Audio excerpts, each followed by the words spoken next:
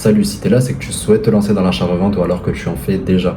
Aujourd'hui, le thème, il est simple. Je vais te montrer la stratégie que j'utilise personnellement et que je développe avec mes clients pour que tu puisses toi aussi commencer à faire de l'achat-revente Vinted en complément de revenus ou alors, si t'en fais déjà, que tu puisses augmenter petit à petit les résultats que tu fais grâce à cette stratégie. Très peu de personnes utilisent cette stratégie. Aujourd'hui, je vais donner full valeur. Donc, si c'est pas déjà fait, pose-toi, prends des notes s'il le faut, mais écoute bien cette vidéo parce que j'aurais pu te la facturer 50 euros. Par contre, je tiens à prévenir, dans cette vidéo, il n'y aura pas de montage, il n'y aura pas de sous-titres. Donc, si tu n'es pas prêt à rester concentré 5 à 10 minutes pour changer ton business ou pour en créer un si tu fais pas du tout d'achat-revente, je te laisse quitter cette vidéo. Donc avant de commencer, les bonnes manières, je me présente, moi c'est Yannis, je suis étudiant en BTS et vu que j'aime pas trop mes études, l'année dernière je me suis lancé dans l'achat-revente sur Vinted.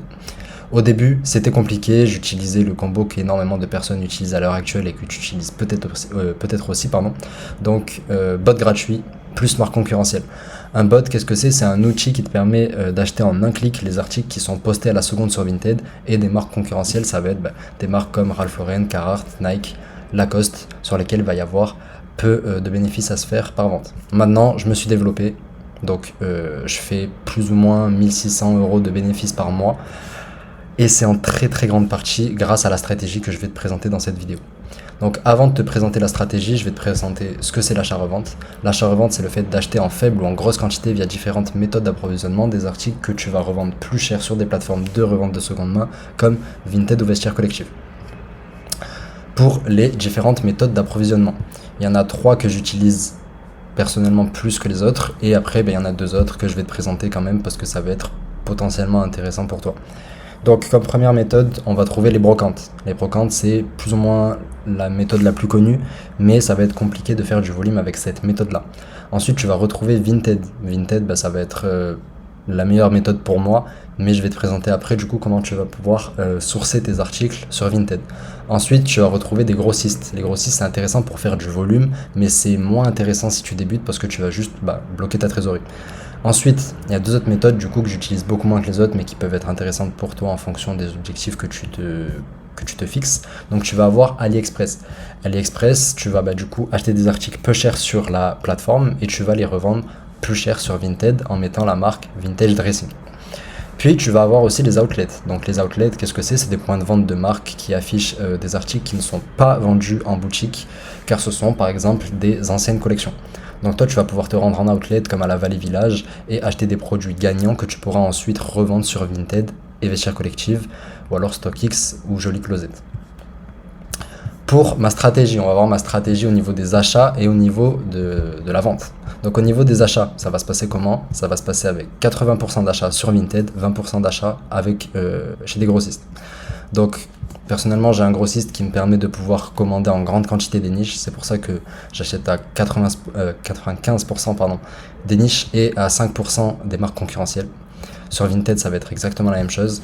Et du coup, on y vient. Sur Vinted, tu vas avoir plusieurs méthodes pour sourcer tes articles. Tu vas avoir le chinage Vinted, c'est-à-dire que tu vas mettre des filtres sur l'application directement avec des marques comme là, j'ai mis Mage, Jot, Isabelle Marant, New Balance, Adidas, Nike, etc. Et tu vas mettre l'option trier par le plus récent. C'est le plus important parce que si tu mets pas ça, tout simplement, tu vas pas avoir les articles les plus récents. Donc, chiner sur Vinted, c'est bien, mais ça va te prendre beaucoup de temps parce que tu vas devoir pas mal actualiser et rester pas mal de temps sur Vinted. Si t'as pas le temps de faire ça, il y a les bots. Les bots, du coup, je t'ai présenté ce que c'était au début de la vidéo si tu connais pas ce que c'est. Si tu connais ce que c'est, là, du coup, tu imagines bien que c'est VTools. C'est le même principe que Vinted, du coup.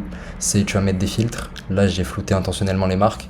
Donc, ça fait que tu vas mettre des filtres. Et en fonction des filtres, dans ton fil d'actualité du bot, il va y avoir toutes les annonces Vinted qui tombent à la seconde et qui correspondent à tes filtres. Pour que ça soit plus parlant pour toi, si jamais tu as envie d'acheter un pull Ralph Lauren en dessous de 20 euros, tu vas mettre dans tes filtres pull Ralph Lauren, tu vas mettre du coup prix maximum 20 euros. Si tu as envie qu'il soit gris, blanc, noir, tu mets les couleurs. Si tu as envie qu'il soit dans un état particulier, tu mets l'état.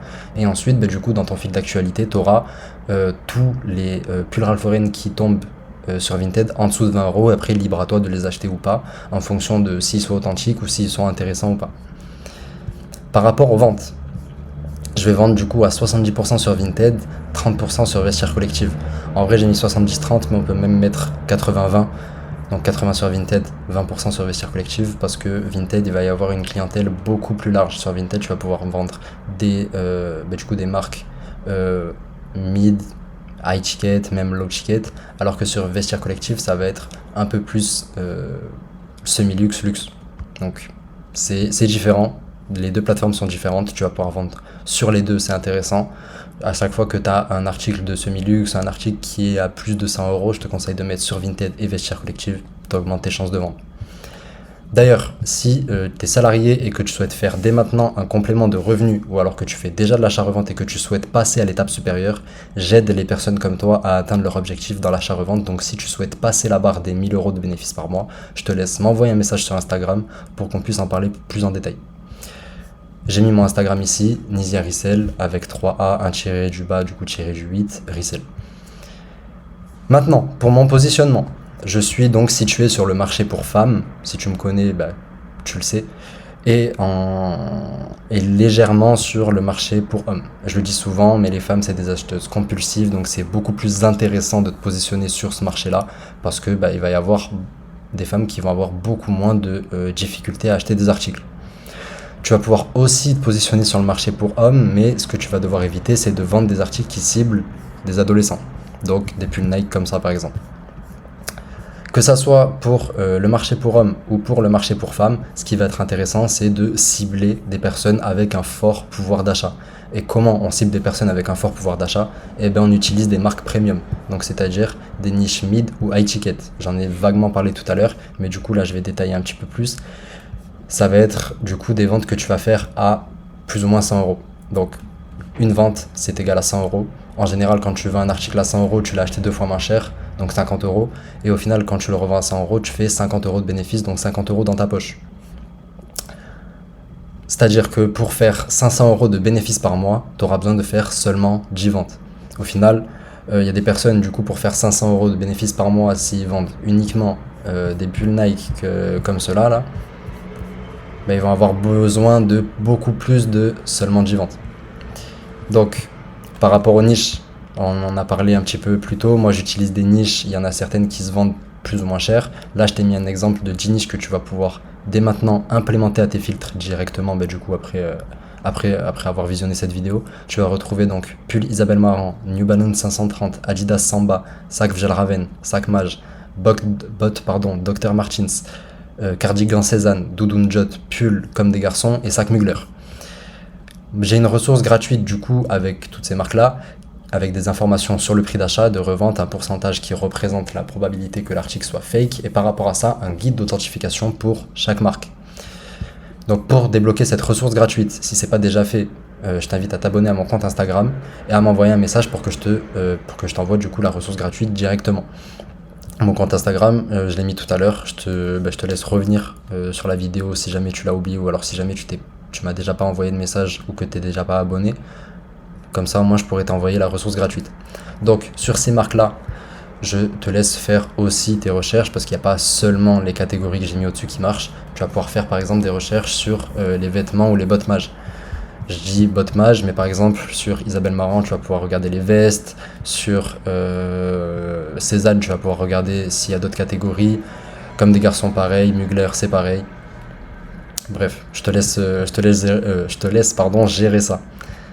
Donc, pour aller plus vite, je sais que c'est compliqué de réussir sans être aidé. Pourquoi ? Parce que tu vas perdre du temps et tu vas potentiellement aussi perdre de l'argent. J'ai aussi été accompagné dans le passé, donc c'est pour ça que je sais de quoi je parle.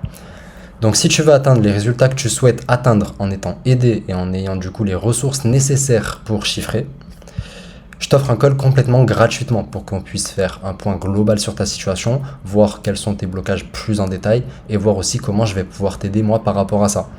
Donc le lien pour réserver le call, il est dans ma biographie YouTube, donc je te laisse sortir de la vidéo, aller dans ma biographie, cliquer sur le lien et réserver un call à un créneau qui te convient. Et du coup, tu pourras m'envoyer un message sur Instagram pour me dire j'ai réservé le call à telle heure, c'est moi du coup, pour que je sache qui c'est. Et ensuite, on verra ça directement en appel. Merci d'avoir regardé cette vidéo. Si tu écoutes actuellement ce que je te dis, ça veut dire que tu es resté jusqu'à la fin, ce qui prouve du coup que tu es quelqu'un de motivé. Ce que tu as vu dans la vidéo jusqu'à maintenant, ça va pouvoir te permettre d'ajouter 100, 200 euros de bénéfices par mois à ton activité sur Vinted. Donc, je te laisse mettre en place toute la stratégie que je viens de te montrer. Et si du coup, tu es déterminé à faire beaucoup plus que ça, je te laisse réserver un call.